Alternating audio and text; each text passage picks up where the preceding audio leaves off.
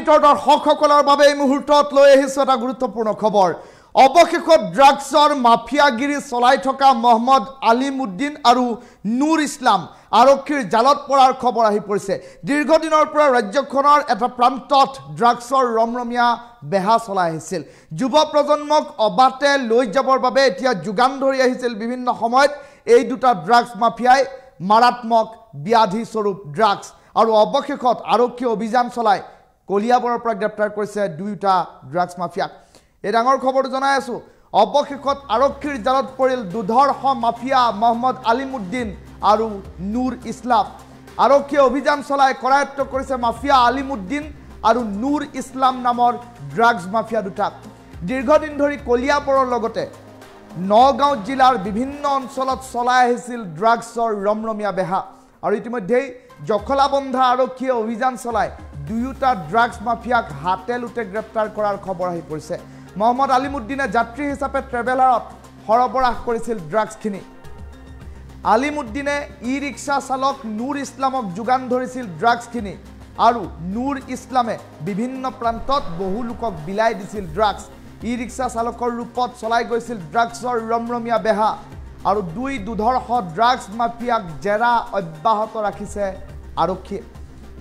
আৰু বহু ডাঙৰ ৰৌ বৰালি জালত পৰাৰ সম্ভাৱনীয়তা প্ৰকট। এই মুহূৰ্তত কেতবোৰ দৃশ্যাংশ টাইম-8ৰ দৰ্শকসকলক দেখুৱাইছোঁ।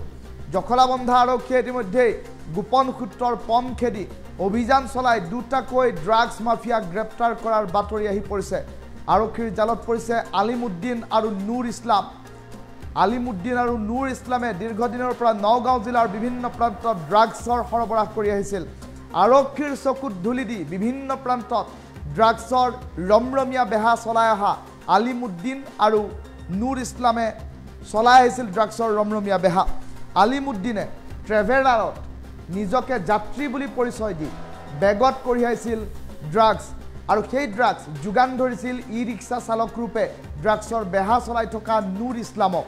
আৰু সেই নুৰ ইছলামে বিভিন্ন প্ৰান্তৰ বহু যুৱকক প্ৰদান কৰি আহিছিল, যোগান ধৰি আহিছিল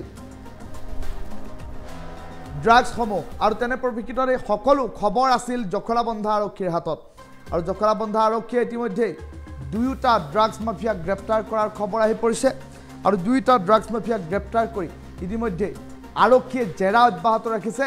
নুৰ ইছলাম আৰু মহম্মদ আলিমুদ্দিনৰ লগত আৰু কোন কোন জড়িত হৈ আছে সেই সন্দৰ্ভতো আৰক্ষীয়ে অধিক চোকা এক প্ৰকাৰ ক্ষিপ্ৰ তদন্ত আগবঢ়োৱাৰ খবৰ আহি পৰিছে। দৃশ্যাংশ দেখুৱাই লৈছোঁ।